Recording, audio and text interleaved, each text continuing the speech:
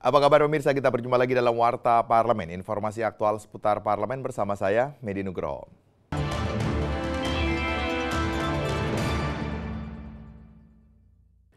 Terkait usulan rancangan undang-undang tentang penerimaan negara bukan pajak atau RUU PNBP yang diajukan pemerintah, Wakil Ketua DPR RI Fadlizon mengatakan RUU PNBP bisa menghambat cita-cita mencerdaskan kehidupan bangsa. Karena dunia pendidikan juga terkena pungutan PNBP seperti uang kuliah dan akreditasi. Ditemui usai membacakan orasi ilmiah dalam rangka wisuda semester ganjil di Universitas Muhammadiyah Sumatera Barat baru-baru ini, Wakil Ketua DPR RI Fadlizon mengatakan, rancangan undang-undang penerimaan negara bukan pajak yang bisa mengganggu tujuan negara mencerdaskan kehidupan bangsa, karena dalam undang-undang PNBP tersebut memasukkan juga beberapa pungutan dalam dunia pendidikan, seperti akreditasi dan uang kuliah. Padahal tujuan pemerintah adalah mencerdaskan kehidupan bangsa. Masyarakat sudah banyak dibebani oleh pajak. Dari pajak sehari-hari, PBB, pajak jual beli, pajak macam-macam semuanya. Jangan ini bertambah karena ini pasti akan mengurangi daya beli masyarakat gitu. Harusnya untuk dunia pendidikan kan dipermudah karena itu bagian dari tujuan dan cita-cita bangsa dan tidak boleh dipersulit yang nantinya akan mempersulit mahasiswa atau siswa peserta didik gitu. Dalam orasinya, Fadlizon juga mengungkapkan peran strategis masyarakat Minangkabau dalam memperjuangkan kemerdekaan Republik Indonesia, dalam peranannya dalam menjaga keutuhan NKRI. Dari Sumatera Barat, Nurbani Yusuf, TVR Parlemen melaporkan.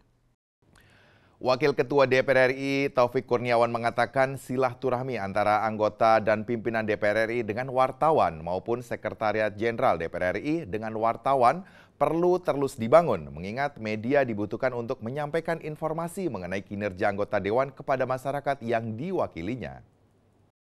Biro Pemberitaan Parlemen Sekretariat Jenderal DPR RI kembali menggelar press gathering yang berlangsung di Kota Purwokerto, Jawa Tengah baru-baru ini. Wakil Ketua DPR RI Taufik Kurniawan menyatakan, DPR RI dan wartawan sejak dulu memiliki hubungan yang sangat erat. Hubungan tersebut tercermin dari lingkungan DPR RI yang merupakan sumber berita terbesar di negara ini. Terkait pemilihan lokasi gathering yakni di Purwokerto, Kabupaten Banyumas, Jawa Tengah, Taufik sangat mengapresiasi hal tersebut. Banyumas memiliki kearifan lokal dan melahirkan banyak tokoh besar. Hubungan antara DPR khususnya dengan teman-teman media ini adalah hubungan yang saling bermutualisme, bersimbiosis, yang saling mengeratkan gitu ya.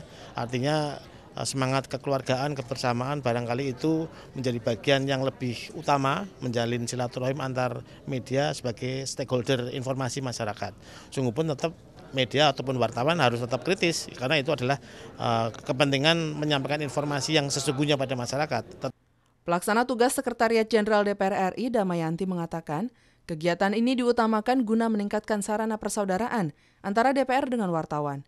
Maya menegaskan, Kesekjenan DPR RI selalu terbuka dan menerima masukan dari wartawan untuk tujuan perbaikan DPR ke arah yang lebih baik. Mereka bisa menyampaikan kegiatan DPR keluar gitu. Kita kan nggak bisa, Sekretariat Jenderal nggak bisa sendiri, kita perlu butuh bantuan teman-teman. Karena kalau sudah bisa disampaikan apa yang kita anggota lakukan, ini dapat meningkatkan pengetahuan masyarakat bisa lihat segala kegiatan gimana perjuangan anggota itu memperjuangkan aspirasi yang disampaikan ke anggota. Dari Banyumas, Jawa Tengah, Nur Fuad dan Aang, TVR Parlemen melaporkan. Ketua Ikatan Alumni Universitas Islam Negeri Gunung Jati, Bandung, Jawa Barat, Dading Ishak, dan anggota alumni UIN Reni Marlinawati yang menjabat sebagai Ketua Fraksi P3 di DPR, mengajak agar para alumni UIN kedepannya dapat terus berkontribusi dalam membangun bangsa dan negara melalui pemikiran dan ilmu agama. Anggota DPR RI Dading Ishak menghadiri acara musyawarah anggota keempat Ikatan Keluarga Alumni Universitas Islam Negeri Sunan Gunung Jati, Bandung, Jawa Barat. Acara ini turut dihadiri Gubernur Jawa Barat Ahmad Heriawan dan Ketua Fraksi P3 DPR RI Reni Marlinawati. Dading yang sekaligus menjabat sebagai Ketua IK Alumni UIN Gunung Jati mengatakan, acara ini merupakan salah satu upaya membangun silaturahmi dan memperkuat kelembagaan dalam memperkokoh komitmen kebangsaan, berlandaskan semangat Islam rahmatan lil alamin dan berideologi Pancasila. Agama akan menjadi solusi yang efektif, umpamanya soal penanggulangan radikalisme. Pasti pemikiran dari UIN dan alumni Bandung ini sangat relevan dalam memberikan kontribusi pemikiran yang objektif, solutif, komprehensif. Anggota DPR RI Reni Marlinawati mengatakan, kegiatan alumni UIN merupakan kegiatan yang positif untuk menyamakan persepsi dalam membangun bangsa. Menurutnya, IKA UIN perlu berkontribusi dalam memberikan masukan kepada DPR, baik terkait pembahasan rancangan undang-undang maupun memberi solusi permasalahan strategis bangsa. Terkait dengan persoalan keumatan, terkait juga dengan persoalan-persoalan ilmu pengetahuan umum yang berada di UIN gitu. Ini kelak akan menjadi tempat saya untuk sharing gitu ya, kemudian untuk meminta masukan, kemudian juga untuk meminta pengawalan gitu ya. Jadi menurut saya ini sangat-sangat penting perannya ke depan. Tim Liputan TVR Parlemen melaporkan. Terkait konflik pertanahan yang berkepanjangan di Kalimantan Timur, seperti yang dialami masyarakat transmigran Sumber Sari Kutai Barat dan kasus penyerobotan lahan masyarakat Penajam Pasir Utara, Komisi 2 DPR RI meminta ketegasan pemerintah baik dalam aspek penegakan hukum maupun cara-cara mediasi. Ditemui saat kunjungan kerja masa reses ke Provinsi Kalimantan Timur bersama dengan jajaran Badan Pertahanan Kalimantan Timur, Wakil Ketua Komisi 2 DPR RI Al-Muzamil Yusuf menilai, segala konflik persoalan tersebut bukan semata masalah Badan Pertahanan Nasional saja, namun juga kepada aspek penegakan hukum yang masih lemah. Al-Muzamil mengatakan, Komisi 2 akan menindaklanjuti bersama dengan lintas komisi di DPR, serta peran pemerintah daerah dan semua pihak yang terlibat untuk dapat memusyawarahkan persoalan konflik yang terjadi. Soal mufakat kita dahulukan memang. Oleh karena itu kita di DPR tidak hanya Komisi 2 ya, ada Komisi 3 masalah hukum. Kalau terkait dengan kehutanan ada Komisi 4. Ya. Ini lintas komisi ya, kita harus bicara lintas komisi. Dan juga tentu karena kejadian di Pemda di daerah, tentu Pemda dan BPN daerah punya peranan penting. Ya. Semua pihak saya kira.